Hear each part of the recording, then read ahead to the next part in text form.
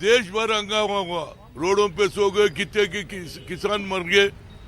और 3 बिल वापस लेने के वास्ते नरेंद्र मोदी को टाइम नहीं था। 1 साल के बाद जब आवाम में जोश और बीजेपी के खिलाफ आवाज उठ रहा था, उस वक्त पहली मर्तबा जो इंदिरा गांधी का जन्मदिन है, उस दिन हमारे नरेंद्र मोदी 3 बिल वो हटा दिया, 3 बिल को क्रैश कर दिया। तो मैं इंदिरा गांधी की जन्मदिन पर करे से उसको किसानों का जीत को, ये बड़ा जीत है, ये किसानों के हित में जीत हुआ।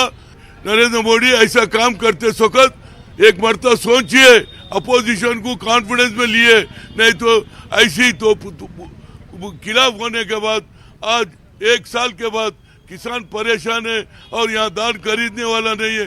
ये धान के वास्ते भी तेलंगाना के धान खरीदने का भी काम एफसीआई को बोलो इसके साथ, जब भी किसान खुश रहेगा, नहीं तो आत्महत्या कर लेने वास्ते मजबूर हो जाएंगे।